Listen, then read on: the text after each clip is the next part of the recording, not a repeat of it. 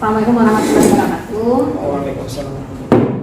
Adik-adik kalian ini calon ketua Badan Eksekutif Mahasiswa ya, Fakultas Hukum Universitas Lambung Mangkurat. Nah, Ibu mau tanya dulu motivasinya apa ketika kalian mendaftar jadi calon ketua BEM dan wakil?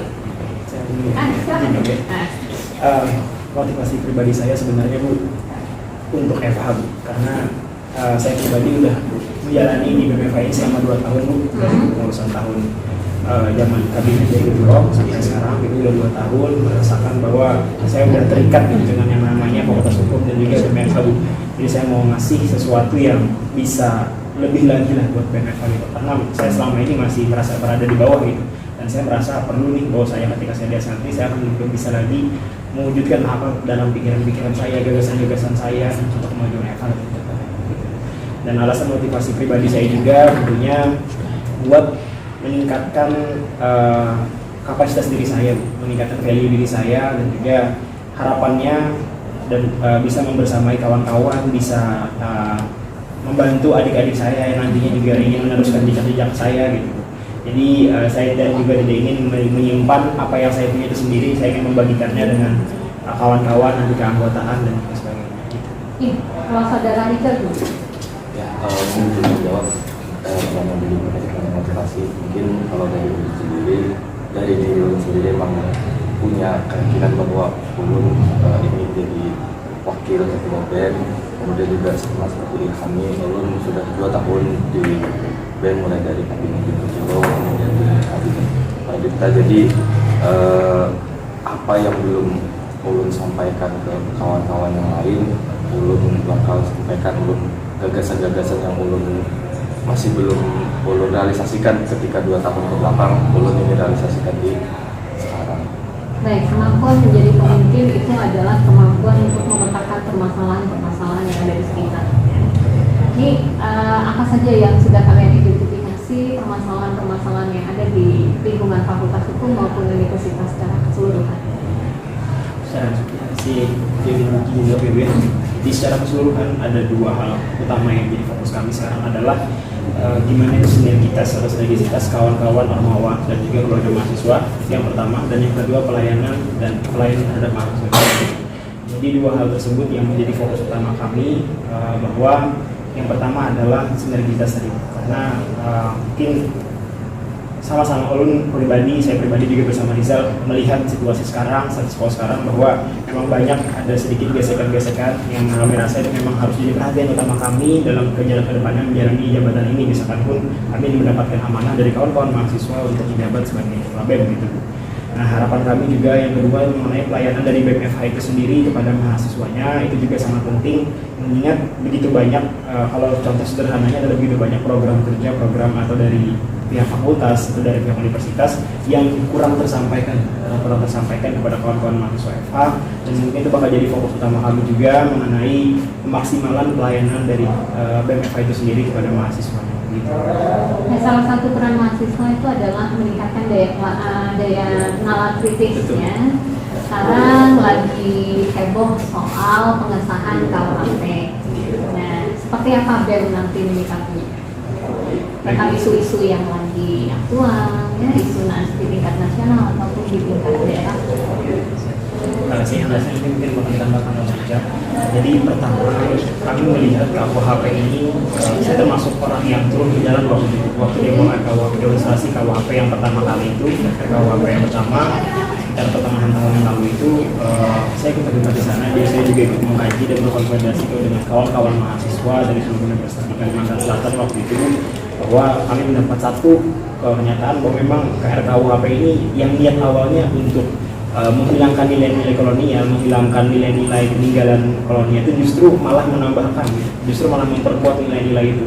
Contohnya salah satunya yaitu penghinaan kepada presiden, juga pembatasan terhadap ilmu pengetahuan. Yang terbaru adalah yang paling saya sorot itu pembatasan terhadap pembahasan mengenai Marxisme, komunisme, dan Leninisme gitu. Padahal yang saya pahami juga itu merupakan cabang ilmu pengetahuan yang justru tidak jadi masalah untuk dipelajari gitu, walaupun di pasal 6-nya ada pasal pemaaf tidak akan dipidana juga untuk pengetahuan. Tapi saya rasa memang hal itu justru akan menjadi pasal karet yang bisa digunakan untuk siapa saja, untuk memenjarakan siapa saja gitu. Semua orang bisa kena dengan pasal-pasal seperti itu. dan banyak lagi pasal-pasal RKUHP yang lain. Yang bisa kami lakukan buat sekarang, kami sudah mengusahakan usaha terakhir untuk mencegah.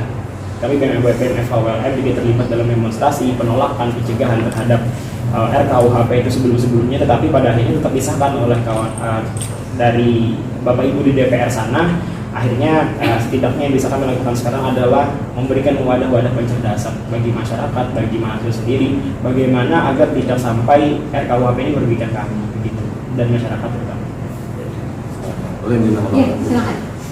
Mungkin terkait posisi BEM nantinya ketika ada penolakan dari RKUHP, kami selalu melakukan kajian terlebih dahulu karena mungkin sudah disampaikan saudara Ida kami bahwa kami juga ikut turun aksi. Jadi BEM FHWLM ini garda terdepan ketika adanya aksi, adanya demonstrasi, dan kajian-kajian yang hasil dari BEM FHWLM ini yang selalu dipakai oleh kawan-kawan universitas, bahkan kawan-kawan BEM Kalsel pun memakai kajian dari kami. Jadi kami selalu mengkaji terlebih dahulu bagaimana nanti hasil dari kawan-kawan kajian strategis terutama, baru bisa kami tahu bagaimana kami memposisikan diri. Kayak dengan pengembangan budaya akademik seperti apa? Karena kan pasca pandemi itu mahasiswa agak berkurang ya minatnya untuk kajian-kajian gitu. Sepengetahuan, sepemahaman kalian seperti apa? Dan seperti apa cara untuk meningkatkan suasana akademik yang lebih kompetitif, ya? Saya menjawab pertanyaan Ibu. Saya menilai bahwa budaya akademik yang Ibu maksud mungkin mengenai semangat mahasiswa ya, semangat mahasiswa dalam gairah mereka untuk memahami mengenai hal-hal akademik gitu, hal-hal berbau akademik. Nah, yang saya lihat sejauh ini memang mahasiswa ini masih agak kultur shock. Mereka transformasi habis dari COVID, sekarang mereka kembali offline, kami kembali offline. Itu memang agak sedikit kultur shock dari kami, mengingat terbiasa di rumah, sekarang kan dibiasakan kembali nih untuk berdiskusi secara langsung di kelas. Nah, memang masih banyak mahasiswa yang jarang lagi perkuliahan, karena mengingat kalau menurut saya permasalahan utamanya adalah di semangatnya gitu. Nah, untuk hal tersebut BEM FHWLM yang bisa kami lakukan adalah, pertama kami akan menjadi contoh utama. Kami akan menjadi agent yang pertama yang bakal melakukan hal tersebut. Jadi mungkin orang-orang bakal memandang BEM FHWLM terutama untuk melihat semangat kajian, misalnya semangat dalam akademiknya gitu. Karena maka dari itu, pertama saya akan mengangkat ke diri saya pribadi, ke wakil saya dan seluruh anggota saya gitu, buat jadi contoh teladan bagi mahasiswa gitu, bahwa ini ternyata ada nih sekelompok anggota BEM yang semangat nih, semangat akademiknya gitu loh, budaya akademik itu bagus gitu lah. Jadi pertama tuh kami akan menjadi contoh. Yang kedua, kami bakal mengadakan wadah-wadah yang lebih menarik minat mereka lah gitu. Jadi enggak mengadakan suatu wadah yang monoton, membosankan gitu. Misalkan contohnya diskusi secara santai, secara online, media sosial gitu.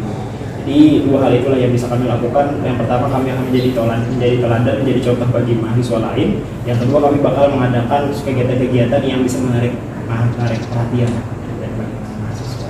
Baik, kembali ke diskusi awal tadi ya, soal perkompakan ya, organisasi itu juga ada melihatlah perpecahan di beberapa organisasi. Nah, seperti apa cara kalian nanti menangani agar tidak membesar konfliknya ya, dan tidak terulang lagi?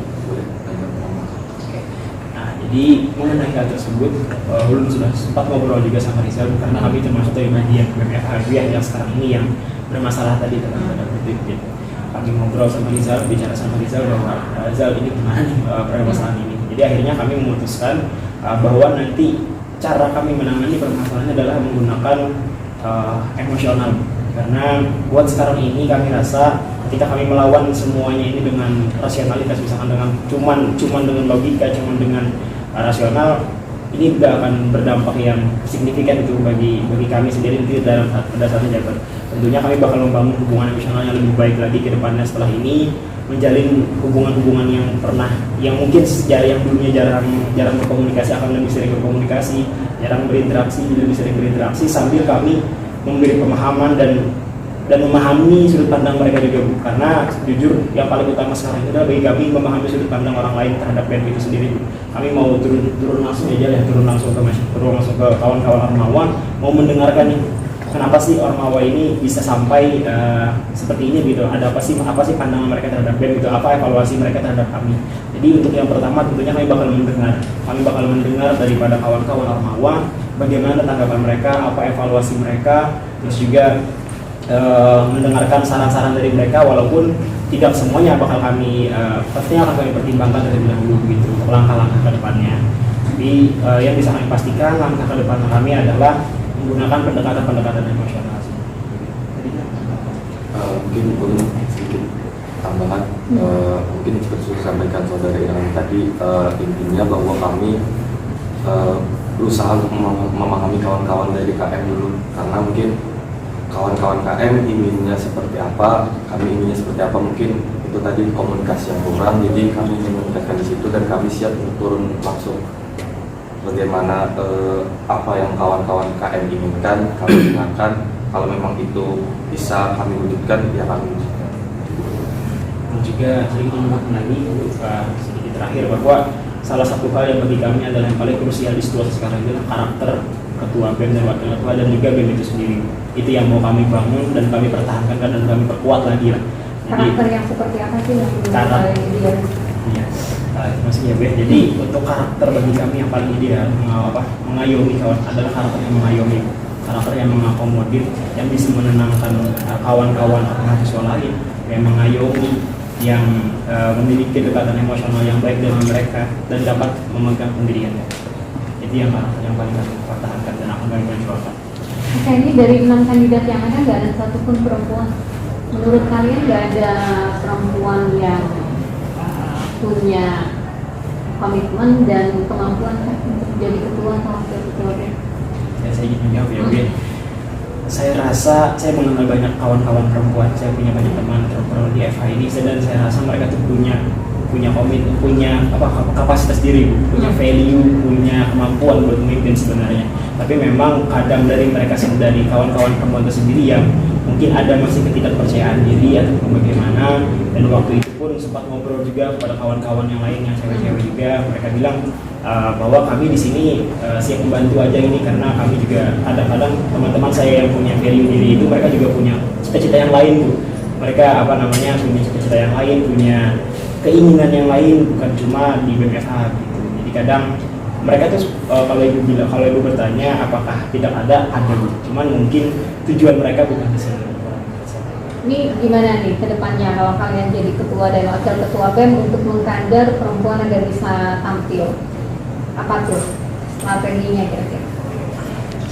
Kalau yang sebelumnya kan, kalau tahun lalu pertanyaan ibu gimana agar kader BEM bisa lebih banyak, karena waktu itu hanya satu pasangan calon ya. Nah, kalau ini udah bagus, sudah ada 3 pasangan calon, tapi ternyata nggak ada satupun yang perempuan. Gimana? Udah nih menjawab mengenai tadi kader-kader perempuan. Mungkin kami bukan hanya melihat dari itu laki-laki atau perempuan, kami tetap melihat dari kapasitas laki-laki atau perempuan tersebut. Kalau memang dia perempuan tapi dia mampu untuk berada di jabatan yang menurut kami itu penting, kami tetap menaruh perempuan itu di jabatan yang penting. Kayak contohnya kami sudah pernah melaksanakan bahwa perempuan di Kastrat, kajian aksi dan strategi itu ada perempuan. Situ itu wajahnya BMFH yang memang dilihat masyarakat, dilihat kawan-kawan mahasiswa di luar universitas lain, bahkan bahwa BMFH kami itu Kastratnya adalah seorang perempuan. Itu. Ya, sedikit menambahkan ini, saya memahami bahwa saya meyakini bahwa semua gender tidak terbatas oleh laki-laki, perempuan itu punya hak yang sama gitu. Kita punya kemampuan diri yang sama yang bisa ditingkatkan dan kapasitas yang sama untuk bisa memimpin gitu.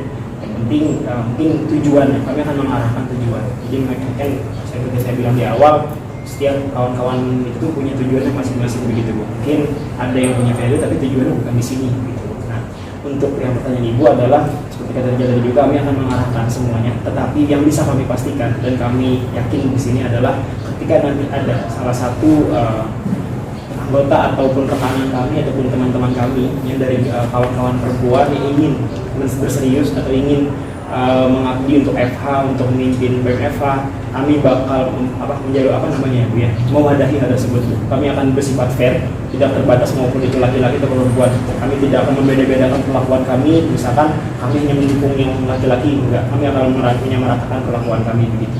Baik, dalam konsep hukum itu ada dua ya, ada diskriminasi, ada non diskriminasi, tapi justru ada yang disebut dengan diskriminasi positif. Tidak melakukan apa-apa untuk memberikan perlakuan yang berbeda juga kadang-kadang bisa jadi suatu kekeliruan dalam arti ini kondisi yang perlu diambil tindakan khusus. Ya. Baca catatan itu. Kemudian yang berikutnya adalah soal prestasi. Nah, kita masih, kalau itu nilai masih minim ya, prestasi di tingkat nasional apalagi di tingkat internasional. Nah, apa strategi kalian untuk bisa meningkatkan prestasi mahasiswa fakultas ini? Saya jawab ya Bu ya. Jadi memang kami menyadari juga bahwa adanya minim prestasi dari kawan-kawan FH sendiri mengenai akademisnya maupun non-akademisnya begitu Bu.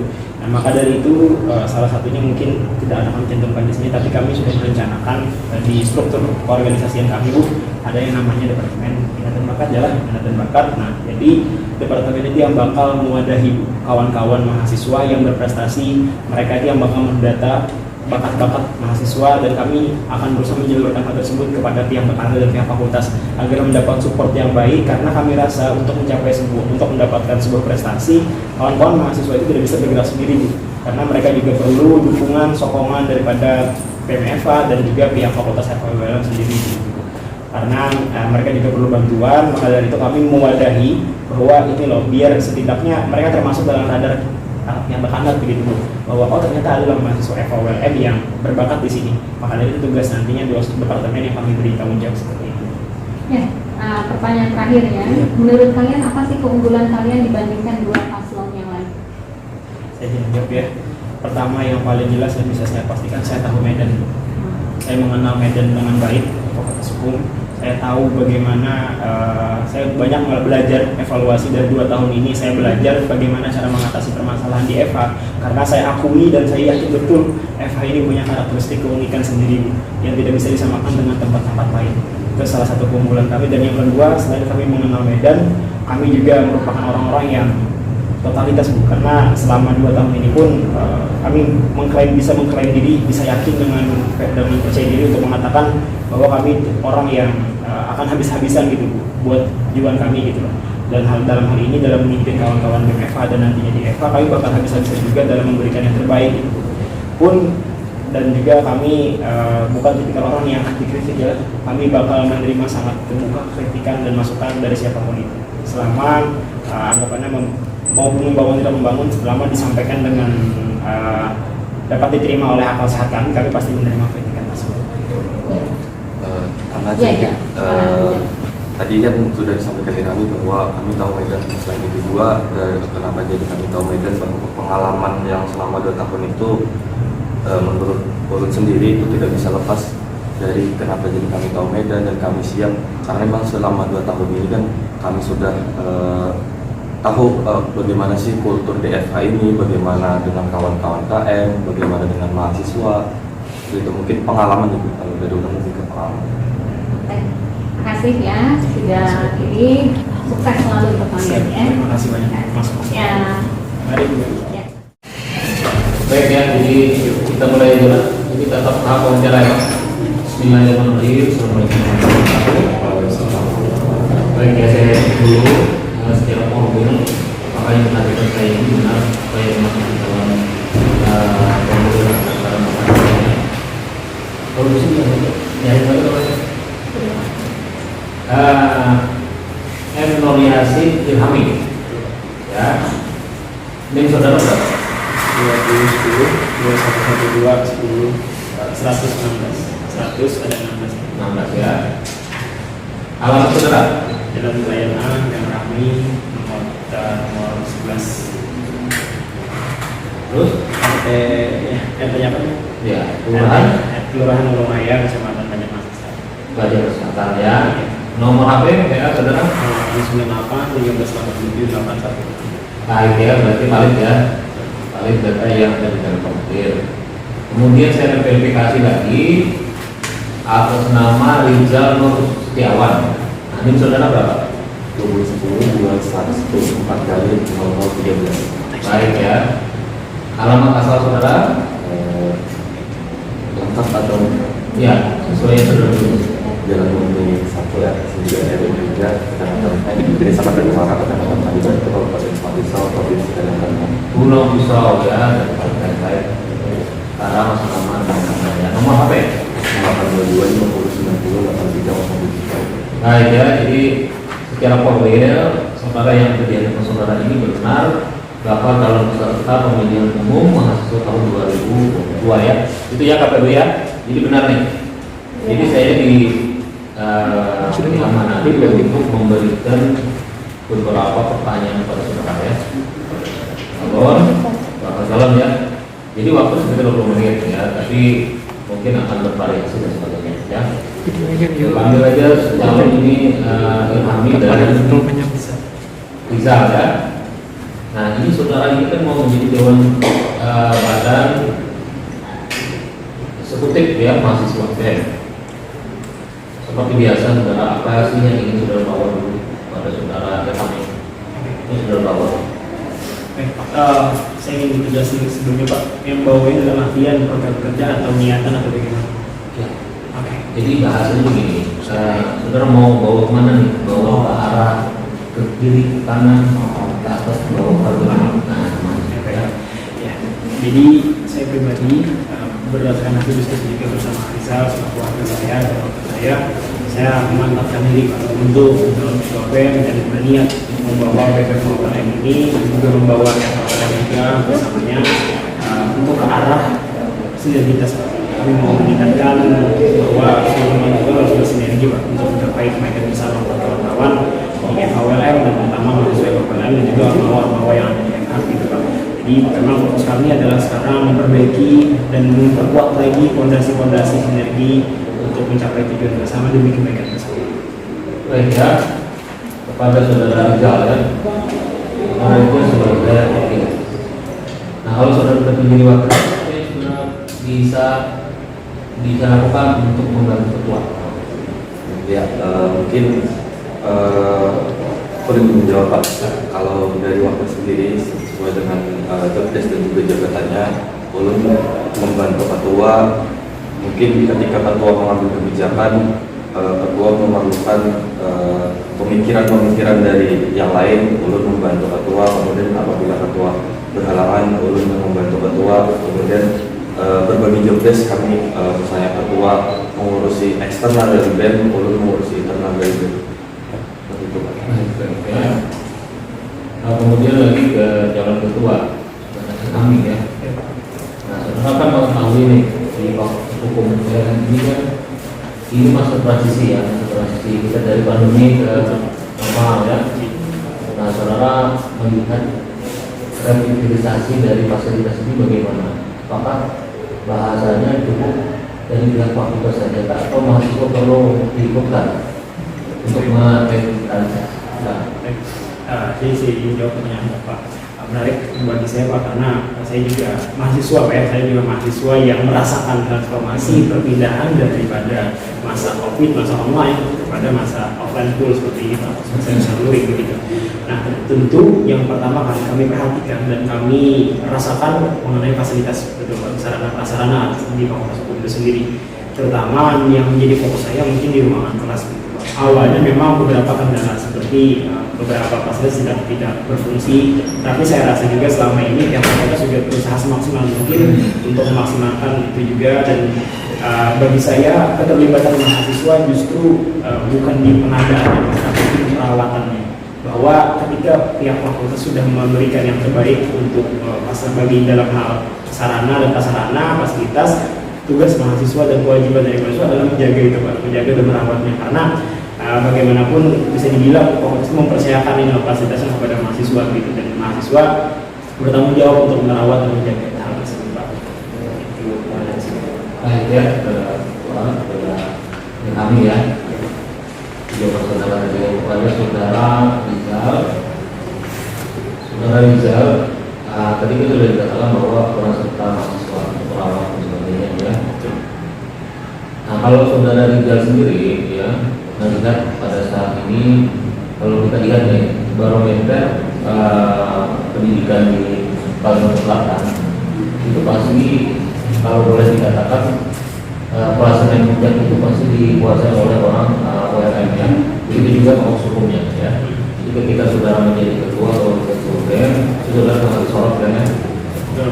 Nah kemudian apakah dengan posisi kemudian hal ini membuat saudara kalau boleh dikatakan itu zona nyaman ya, zona nyaman sehingga tidak perlu lagi benchmark. Menurut saudara bagaimana? Mengenai zona nyaman, mungkin seperti yang disampaikan Bapak mengenai tentang pendidikan bagaimana di UMN di Kalimantan Selatan khususnya. Kalau untuk Ulun sendiri, mungkin meskipun kita sudah berada di atas, kita tetap memerlukan benchmarking tadi supaya kita belum tahu, kita tidak tahu bagaimana kawan-kawan di universitas di kampus yang lainnya, apakah mereka melakukan benchmarking yang lebih cepat daripada kita. Maka dari itu kita juga perlu benchmarking meskipun kita sudah berada di atas. Ya, paling tidak kita bisa mempertahankan benchmarking yang sudah ada. Ya, jadi kan kita ini PLU ya, PLU jadi dari tadi mengamanatkan bagaimana mahasiswa berkompetisi. Ini PLU ini adalah kalau boleh dikatakan pilot project atau dimulai. Nah, jadi begini, seandainya saudara terpilih pada saudara latih kami, kira-kira saudara kalau boleh dilihat contoh yang paling bagus itu di mana? Universitas yang mungkin bisa menjadi acuan dari kehidupan bermasyarakat di lingkungan mahasiswa. Mana yang saudara ingin kita? Kalau mobil ya. Jadi untuk menjadikan suatu role model bagi saya Pak, itu saya harus merasakan setidaknya berinteraksi langsung dengan orang yang merasakan di sana. Jadi saya mungkin akan menyampaikan satu universitas yang pernah saya interaksi dengan mereka gitu. Jadi sejauh ini kan kemarin saya juga pernah bertemu dengan kawan-kawan dari Udayana, Mataram, juga Universitas di Mula Warman dan juga di yang lainnya juga. Dan saya rasa yang paling ideal berdasarkan pengalaman saya bertemu dengan mereka, yaitu dari kawan-kawan Universitas di Mula Warman gitu. Karena di Mula Warman mereka di sana. Kalimantan juga. Apa yang berbeda dari mereka? Iya. Saya rasa yang pertama dari kawan-kawan Universitas Mula Warman itu pertama mahasiswanya itu kawan-kawan dari BMFH Unmul di sana, mereka bersinerginya dengan rekan itu sangat kuat di sana gitu. Jadi memang itu yang mau saya contoh gitu, bahwa mahasiswa BMFH tidak bisa bergerak sendiri tanpa fakultas gitu, tanpa pihak tekanan. Maka dari itu juga kata yang disampaikan Pak Dekan tadi, bahwa perlu keterlibatan mahasiswa di zaman. Jadi saya tidak ingin mengasumsikan atau memposisikan diri BMFH ini sebagai lembaga yang berdiri sendiri, tidak ada campur tangan, enggak gitu Pak. Karena bagi saya sendiri pihak tekanan juga memiliki peran penting dalam pelaksanaan kegiatan-kegiatan kami gitu Pak, terutama dalam pendanaan mungkin Pak, terus dalam sarana-prasarana, fasilitator juga dari pihak fakultas gitu Pak. Jadi ya saya mau tekankan dari sini sinergi antara pihak mahasiswa dan juga pihak fakultas begitu Pak. Dalam artian jangan sampai menodai ideologi kami juga sih Pak begitu. Juga kami sebagai BMFH juga mempunyai idealisme sendiri Pak. Karena menurut salah satu tokoh juga kan mengatakan bahwa idealisme terakhir harta terakhir yang dimiliki suatu muda adalah idealismenya gitu Pak. Jadi saya rasa idealisme juga kami harus pertahankan, tapi tetap memperjuangkan sinergisme antara kami juga dengan pihak fakultas begitu Pak. Dan itu yang mau saya contoh dan termasuk ke dalam semua hal, entah itu dalam hal program kerja, dalam membantu perawatan sarana-prasarana, itu yang mau saya contoh, bahwa adanya sinergitas antara BMFH, mahasiswa bersama fakultasnya begitu Pak. Bahwa terakhir, bahwa dalam artian pada intinya BMFH ULM tak bisa berdiri tanpa pihak fakultas, juga fakultas pun akan kesulitan menjalankan atau untuk melakukan kegiatan atau termasuk ke mahasiswa tanpa melalui BMFH gitu. Adanya hubungan timbal balik di situ Pak. Baik ya, saya lanjutkan ke saudara Rijal ya. Saudara ini pernah menjadi divisi redaksi ya dari peristiwa. Kira-kira apa yang bisa saudara warnai kalau sudah jadi wakil ketua dengan background saudara? Ya, mungkin mengenai divisi redaksi berapa yang dijawab. apa sih yang bisa ulun bawa nanti di BEM setelah ulun tadi memiliki pengalaman divisi redaksi. Di divisi redaksi ulun banyak belajar mengenai penulisan, bagaimana penulisan yang benar, bagaimana ejaan yang disempurnakan yang benar. Itu yang nanti bakal ulun bawa ke kawan-kawan BEM, terutama di administrasi BEM itu sendiri.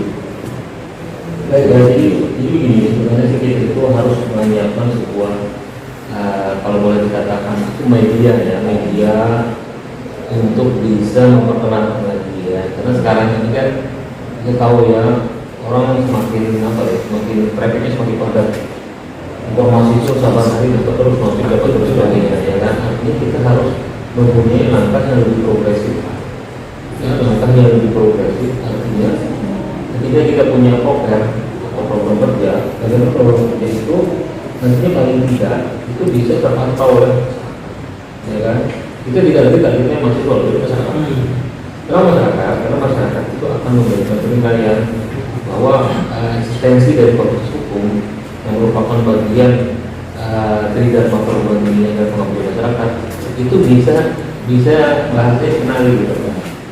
Nah, jadi kalau dari pihak-pihak yang mau jadi ketua BEM, yang menjadi ketua BEM, nah itu kalau bisa dibuatkan sebuah narasi. Nah ini kalau kita lihat IG yang ada sekarang ini masih belum itu, masih nempel-nempel pengumuman. Nah, kenapa tidak ada narasi-narasi? Ya atau cerita-cerita pendek lah, retelling sebagainya kan? Nah, buat aja retelling berapa ya sekitar 5 menit lah. Buat di akun TikToknya dan sebagainya. Paling tidak sejarah apa atau segala macam ya. Jadi rekor atau siapa sih yang jadi guru besar? Sekarang jadi guru besar itu wajar dan sebagainya ya. Dan masyarakat itu jadi terimplementasi, ilmu MPL ini terimplementasi. Nah karena itulah kalau kita mau dilihat orang pada sekarang kita harus bisa bikin konten. Kalau kita tidak bisa bikin konten bisa kita nggak bisa kenapa? Nah jadi kalau misalnya terpilih, nah itu usahakan itu hadir dalam artian lebih apa lagi ya, lebih interaktif lah. Artinya menarik minat dari para mahasiswa dan masyarakat. Ya kalau sekarang itu masih nempel aja nempel rumah, bayar UKT ini dari ini segala macam. Nah, kebanyakan ada kemajuan lah di era berikutnya. Nah, era berikutnya itu artinya sudah kalau bisa di story ya, yang story itu dikatakan. Ya, jadi orang lebih mengenal, gitu kan. Makanya tadi kenapa perlu banyak smartphone? Karena itu adalah kita tanda kutip ditelanjangi. Kita tahu kurangnya apa di sini. Yang perlu lihat sebenarnya itulah kalau kita bicara media, bagaimana media itu masyarakat itu bisa tanda kutip itu melihat bahwa kita ada gitu. Dan itu perlu pendekatan media gitu kan. Jadi kita tidak bisa bahasanya tadi zona nyaman, wah nyaman aja. Pasti mahasiswa nanti tanyanya ke tidak seperti itu. Harus bisa seperti itu kan. Nah sekarang juga dalam hal BLU ini, saya mengharapkan sih kalau siapapun yang terpilih, nanti itu bantu fakultas, bantu dekan untuk mengeksekusi program-program yang nanti akan mendapatkan akreditasi. Kenapa penting? Karena akreditasi kalau kita dapat saudara ya, lulus saudara itu akan lebih mudah jalannya. Dipangkas prosesnya sudah masuk biasa. Hanya aja kakak kelas saudara yang masuk kuliah. Ketika mereka di akreditasi itu perlakuannya sangat beda ya. Sangat beda dengan yang akreditasi A itu melampaui beberapa tahapan. Nah, kalau kita bisa bantu, ya, saudara bisa bantu juga kalau eksekusi apa kegiatan ya yang nanti bagian akreditasi. Nah itu sangat luar biasa ya. Bukan untuk dekan saja, saudara simbiosis mutualisme. Gitu ya. Jadi apapun nanti ya, sering-sering bertanya, apa yang bisa dieksekusi. Kadang-kadang di kampus juga kewalahan sebenarnya eksekusi ya. Jadi kalau bisa itu kita fokus ke solusi, ya kan? Jangan kita fokus kepada kekurangan. Ya kekurangan itu pasti ada. Nah sama-sama kita bekerja. 1.000 rupiah yang dikeluarkan fakultas sudah atau 10.000 dikeluarkan itu akan sangat diperhitungkan sekarang karena akan dilihat outputnya apa.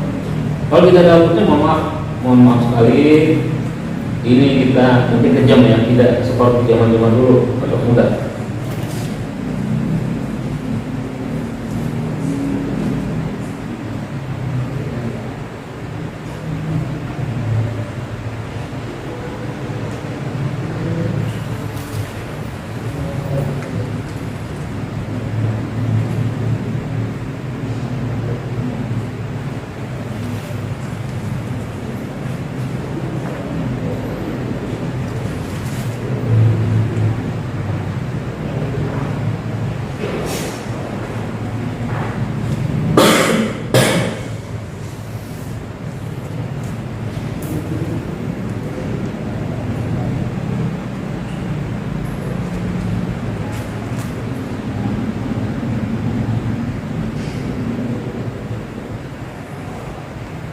Nah, seperti itu ya.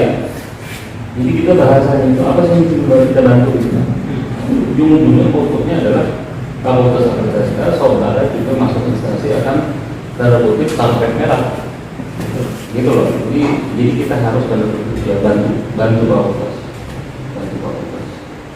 Apa yang saudara bisa berikan, karena perlu kita bertanya juga.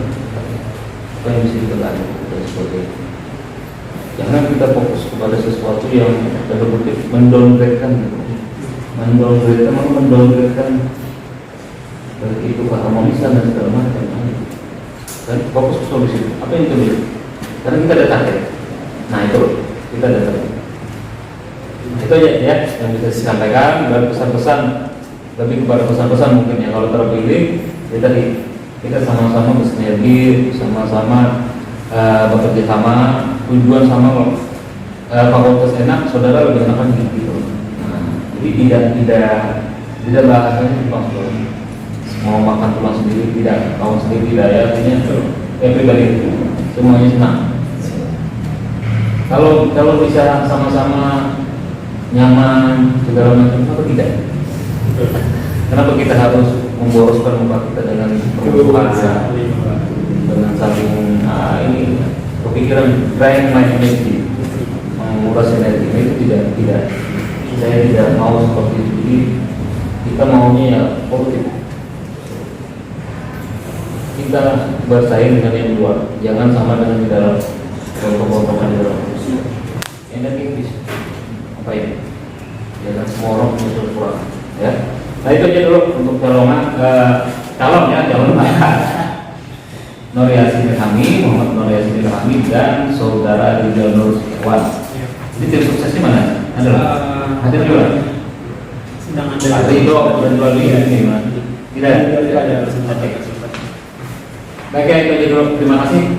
Silakan kembali ke alamnya. Terima kasih banyak. Wassalamualaikum warahmatullahi wabarakatuh. Silakan. Oke.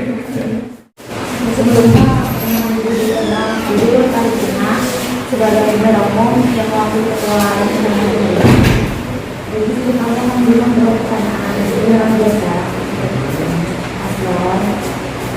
Jadi pertanyaannya itu mengenai kepemimpinan. Menurut orang juga definisi hidup itu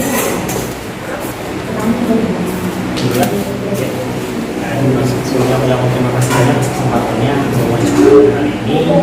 Jadi kalau ditanyakan mengenai sosok hidup pemimpin dia pribadi adalah pemimpin yang fleksibel. Definisinya maksudku dalam hal fleksibel adalah pemimpin yang bisa menyesuaikan diri, tahu kapan bertindak, dan pemimpin yang bijaksana yang bisa menentukan sikap terbaiknya untuk situasi yang paling tepat.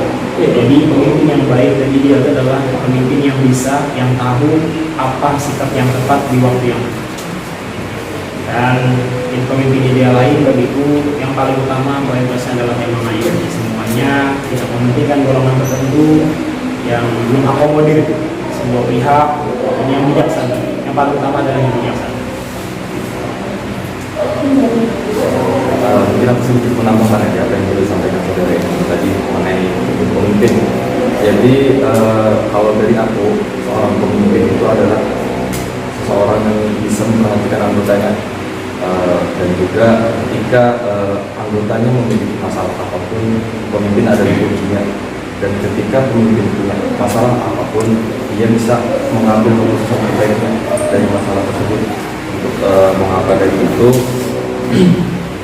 ketika anggota ini merasa adalah pemimpin yang lebih dulu daripadanya, ada pemimpin yang lebih dulu daripadanya. Itu sebetulnya.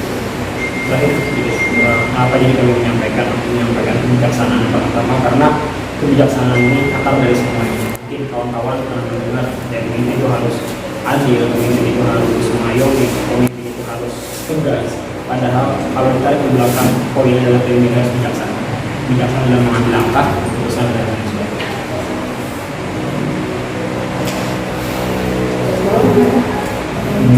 Masih lepas sama kemungkinan tadi lah.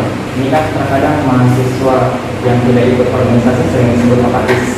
Nah, bagaimana menurut saudara mengenai pandangan ini? Nah, terus dari bagaimana cara saudara sebagai pemimpin untuk merangkul semua mahasiswa itu, terkhususnya dalam menyikapi untuk meningkatkan, kalau misalnya sudah bersama sama satu suara, bahkan meningkatkan kampus fakultas hukum ini. Oke. Jadi memang saya cuma menunjukkan bahwa khususnya ada sedikit dikotomi, ada kelas-kelas, akhirnya kayak stigma-stigma yang membuat mahasiswa ini jadi terpolarisasi begitu. Ada mahasiswa organisasi, mahasiswa organisasi. Tadi kan yang disebut oleh Ketua Bawaslu adalah kadang-kadang mahasiswa yang non organisasi ini bisa dianggap apatis gitu. Nah, padahal sebenarnya pendapatnya keliru gitu, karena mahasiswa baik itu yang aktif di organisasi ataupun yang tidak aktif di organisasi, keduanya punya peranan penting yang sama begitu. Jadi poinnya adalah bagi saya jangan sampai kita menyebutkan satu pihak yang berbeda caranya dengan kita gitu. Jadi bagi saya sendiri juga, mahasiswa tidak aktif di organisasi tidak melulu dia apatis begitu.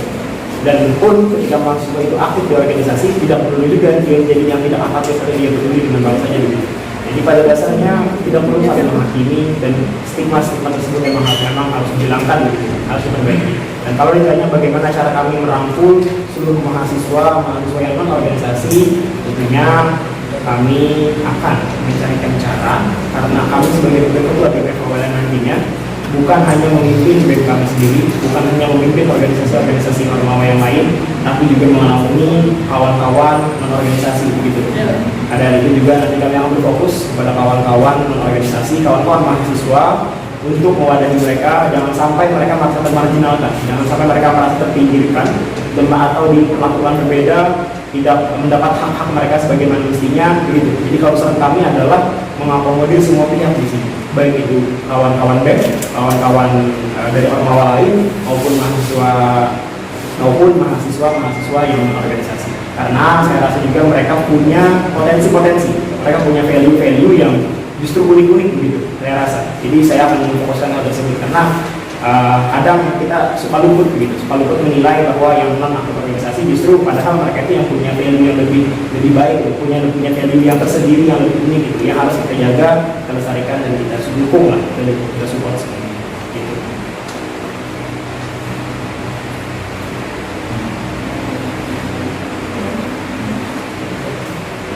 Mungkin lanjut ke pertanyaan saya terkait program, artinya masing-masing orang punya organisasi. Jika seandainya kalian berdua terpilih menjadi calon jadi wakil dari ketua dari wakil program, seandainya yang program itu kalian dapat menentukan, gimana cara kalian menanggapinya? Nanti kita masuk dari saya. Jadi kita menyampaikan sedikit dulu. Pertama, yang kami tegaskan di sini, saya pribadi dan Rizal, dan saya pastikan banyak orang ke depannya di bawah kemudian saya bukan lembaga yang kritik. Kami menerima semua kritikan, kami menerima semua masukan, kami menerima semua saran. Karena saya pribadi dan Rizal merupakan tipikal orang yang suka melihat dari sudut pandang lain. Karena ketika kami mendapat kritikan, kami tidak akan melihat dari sudut pandang kami saja. Kami akan melihat dari sudut pandang orang yang kritik. Apakah memang kritikan ini pantas buat kami, dan kami akan bertimbang tersebut. Karena pada intinya kami selalu menerima kritik dan masukan. Ya, aku menambahkan ini mungkin masih berhubungan sama poin dari Pak Ketua Bawaslu tadi, bahwa mahasiswa non organisasi mereka berhak dasar didengarkan saran dan kritiknya. Jadi kami bukan hanya melihat dari sudut pandang misalnya organisasi sebelah atau bagaimana mengenai kritik program kerja bakti, tapi kami juga mendengarkan dari kawan-kawan mahasiswa yang organisasi tadi, karena itu tadi saran dan kritik dari mahasiswa yang organisasi ini juga tidak dapat dipisahkan dengan saran-saran kawan-kawan yang lain seperti itu.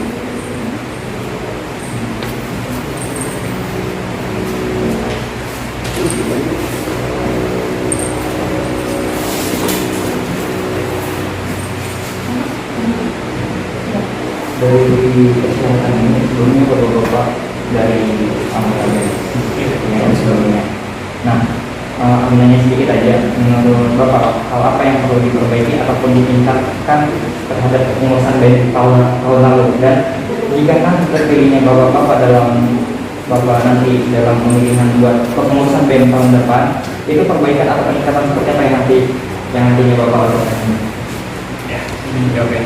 Jadi fokus pertama kami di sini adalah sinergitas keluarga mahasiswa. Keluarga mahasiswa di sini diartikan yang pertama terdiri dari organisasi mahasiswa dan juga mahasiswa aktif Fakultas Hukum Universitas Muhammadiyah, dan kami difokuskan untuk mendorong sinergitas daripada keluarga mahasiswa. Jadi itu yang bakalan kami perjuangkan, yang bakal kami fokuskan setidaknya yang pertama. Dan kami juga punya goals lain, punya tujuan lain, punya cita-cita lain. Tapi untuk mencapai cita-cita lain itu tidak ada artinya tanpa sinergitas kawan-kawan mahasiswa.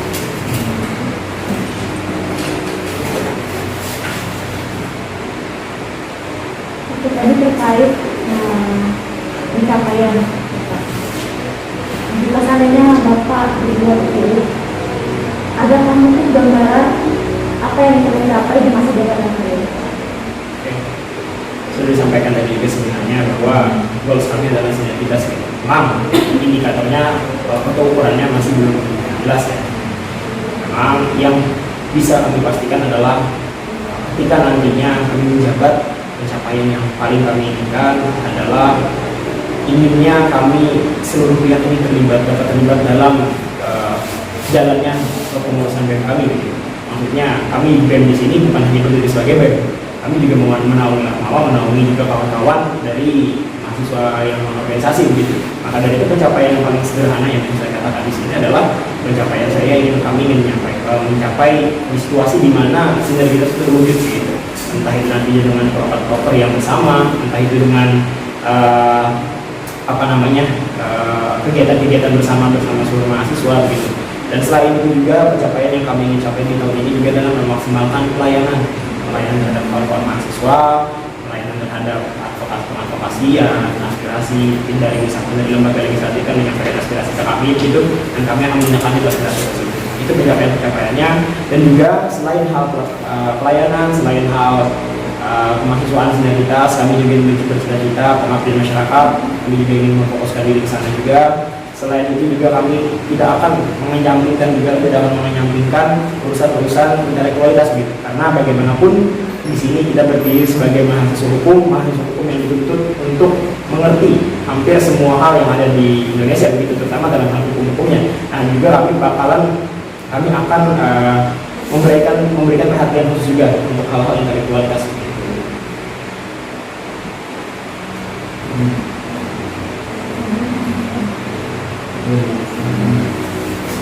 Mungkin pertanyaan saat ini, seandainya dalam pemilihan tahun nanti ada anggota BEM yang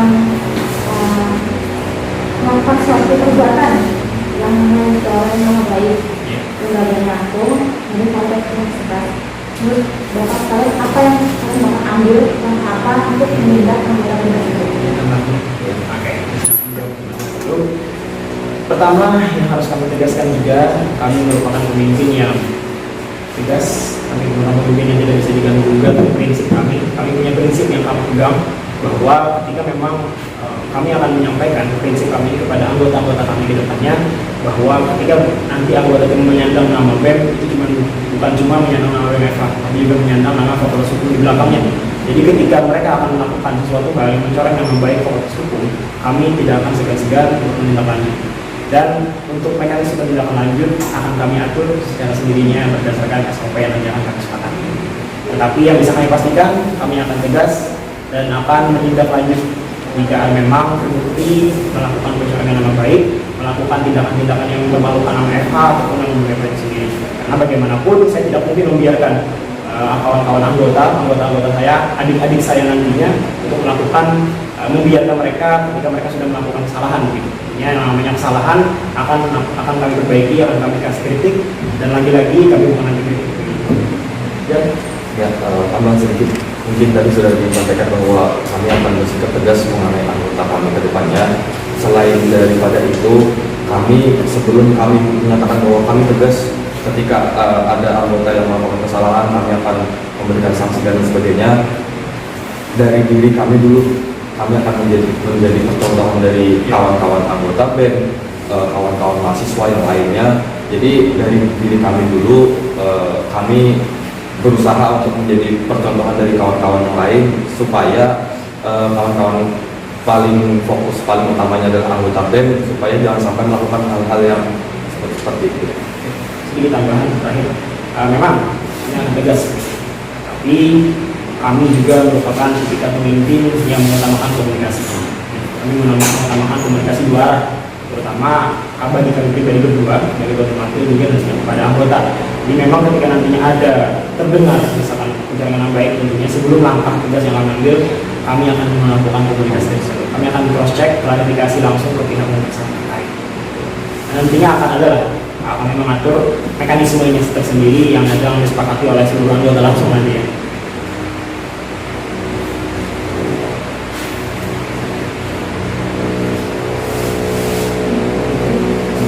Mungkin cukup dari kami berdua, Pak. Terima kasih banyak sudah hadir di wawancara hari ini. Terima kasih banyak atas kesempatan. Semangat ya, Pak. Siap.